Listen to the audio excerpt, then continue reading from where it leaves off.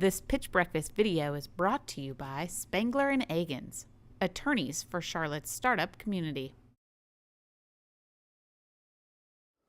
Well, good morning.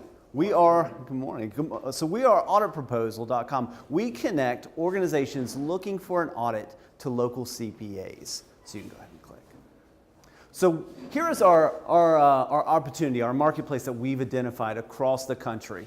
And then also, I've been working with CPAs for about 10 years, and time and time again, at the end of our engagement, I'm asking, what else can I do for you? And it's always, do you know of anybody that's looking for an audit? Do you know of anybody? We specialize in nonprofits. We specialize in local governments. And it really came together of asking them, how are they going about it? And it's a manual process. So you go to the next slide. So we came out with Audit Proposal. It's the first ever single location for organizations to be able to upload their RFP or accounting needs and for CPAs to be matched to them. For both sides, what we call the auditee, the organization looking for an audit, as well as the CPA, it saves them time, it saves them money, and really saves with a lot of compliance and exposure that they're experiencing in the marketplace. Our business model. So it's free to use for what we call the auditee to upload their RFP and their needs into the system. The CPA has the ability to go in and register their firm. We have a directory of accounting firms nationwide. We have about 14,000 registered right now. They can also reach into the database and search by different types of industry or location to find audit engagements or audit RFPs. But to actually see the detail, it's a subscription model. So, and you can also see some of the competition. So right now, if you think about how would I find a CPA in the Bay Area, right? And it's the same way of nonprofits or homeowner associations or all these different organizations that by compliance or governance have to have a very expensive audit, is they're Googling. It's word of mouth. And it's the same way for CPA. So if they have a book of business and 2 clients leave, how are they finding it? Again, it's almost a retail type industry of who's walking through the door. So you go ahead. So our go-to-market plan, we have identified about 300 different CPA firms that we're targeting that actually have market directors and also heavily focused auditing firms across the country. So we have a direct sales effort going to attack and grow our company this way. We're also reaching out and creating strategic partnerships in about 20 different cities across the country, working with nonprofit associations, local municipality associations to offer an extension ability for their members to load their RFPs and to find a CPA very quickly. These are our financial projections. We just actually rolled out, opened up Audit Proposal in August, and then we rolled out a subscription ability. It was basically free for both sides to be able to come in, and then we rolled out subscription ability last week. So with a growth of about 10% a month, this is what we're projecting with starting out with first month of about 2025 subscriptions. I think that's it. So going forward, our scope right now is auditing. We would like to expand it out maybe next for tax. Auditing is a very expensive engagement. It's very easily captured with the RFP system. We'd also like to grow it to be a CRM tool. And then we'd also like to build in some of the compliance mechanisms that are out there, build in some of the software engagement papers that are required to really have everybody stay within the system and all the communications go through the system. So that's it. That is my attempt at 5 minutes right there. Thank you. Yeah. All right, so I'll keep it. Dan, you want to start? I can start this time. Okay. So a couple of real positive things I like that you did. Talking about what you're trying to do right up front. First sentence, very easy to understand. First slide is the pain point. What are the pain points out there and why is anyone going to care about this? I would like to see you go a little bit more into your own personal background about how you got involved in the space and credibility. I think that was one of the missing components. Back to the numbers just for a second. Maybe I missed this. The revenue model, are you asking the people who are posting the RFPs to pay or the audit firms to pay? Where's the revenue stream coming from? the audit firms. So what we call the auditees, any organization or individual can post whatever their needs are, and then the CPAs would pay the subscription model. They're paying subscription model, so they're not paying when they get selected, they're paying to be on the platform. That's right. Okay. That's right.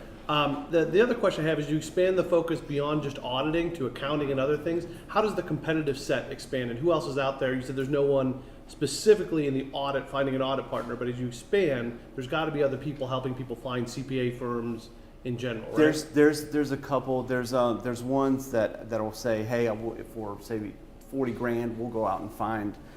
They'll have an SEO campaign that'll go out there. There was a company called T-Spiller that was acquired by Intuit, which is TurboTax, which did a similar thing that we're doing, but it was just for tax returns, tax filing, right? So they built that into. So that's one of our exit models is to using. I was with Thomson Reuters. There's Thomson Reuters and Wolters Kluwer are the two main software companies in the tax and accounting world. Yep.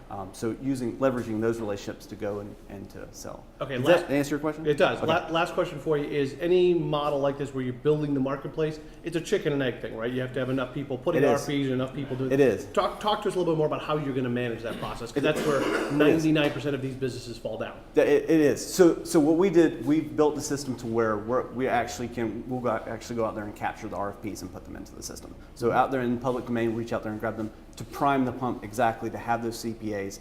We've been working on this for about a year to basically build a list of CPAs to put them into the system, so it's reaching out to both sides to say, hey, we're both here, they're both systems there. The RFPs have a shelf life of sometimes 2 weeks, sometimes 3 months. So we're constantly updating, putting them into the system, and then also doing campaigns to both sides with a strategic partnership to say, hey, to kind of get that ball rolling, to have them putting them themselves. And we've been pleasantly surprised with people before we even started our SEO campaign, really before we turned the site on, we had auditees, is kind of what we termed that phrase, that found us through search engines or whatever, who actually went and posted their stuff. I mean, it was a little eye-opening for us to go, oh, people do want to use this, even now before we even campaign and try to sell it to them. So. Because there's RFP systems, but as a CPA, as a nonprofit, you're filtering through, Mecklenburg needs to re-asphalt a highway, right? Or school district is buying laptops.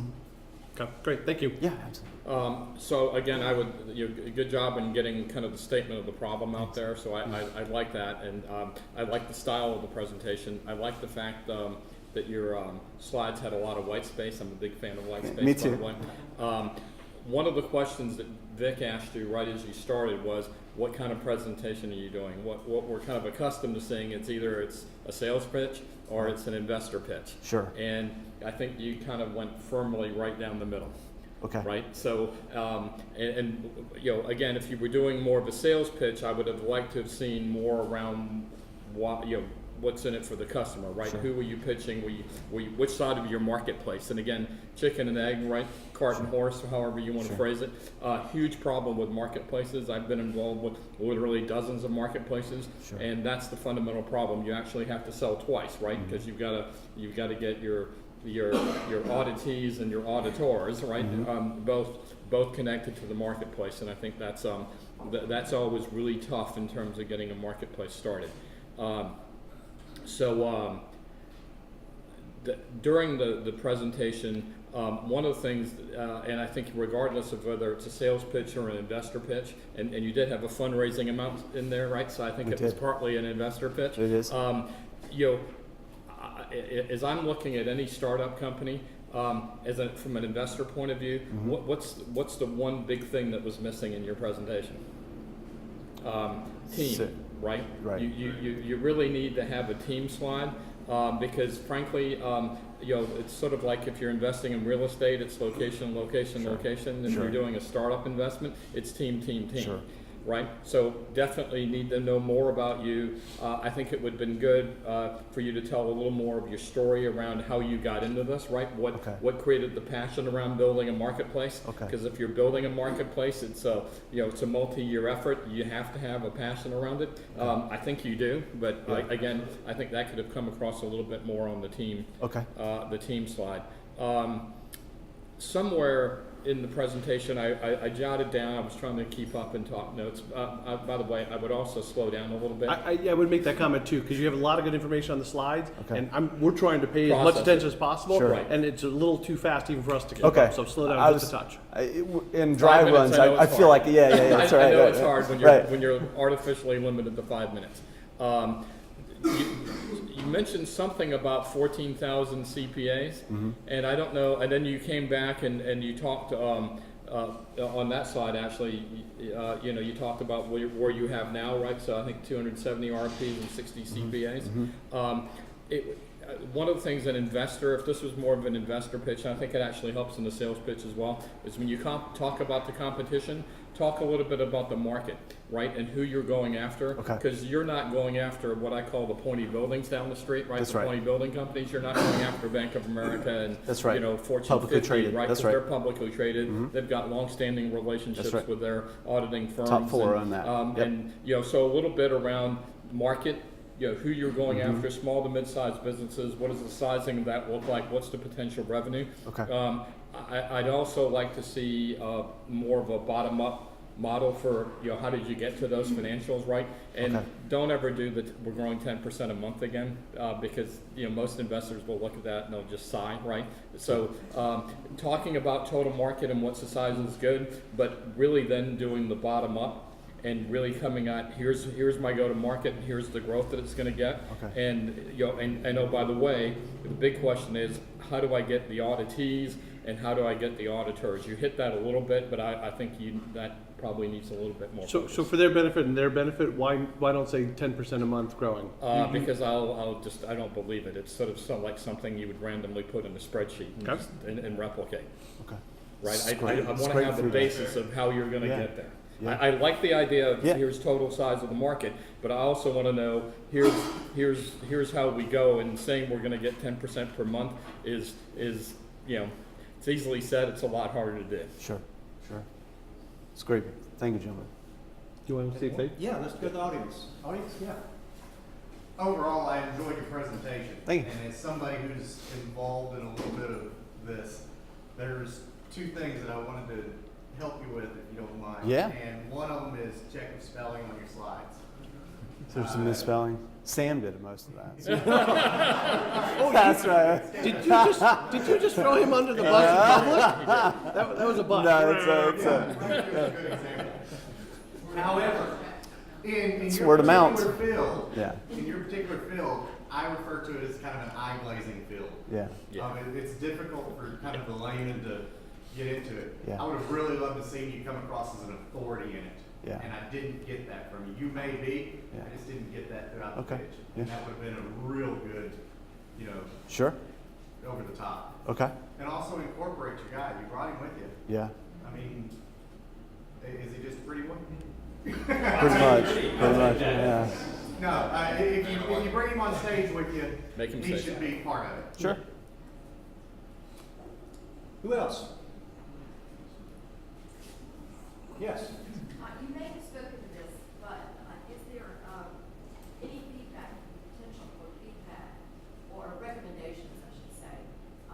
Because it seems to me, and I was a CPA earlier in my career, but it seems to me like lawyers or CPAs or doctors or whatever, people will ask word of mouth who to use rather Sure. than just going to a website or Sure. rematch stuff like that, unless they can see testimonies. That's right. Previous oddities, things We'd like, our plan is to build a ranking system, and it's going to be the calculation is going to be built into like a peer review, and then cross-referenced against a client review.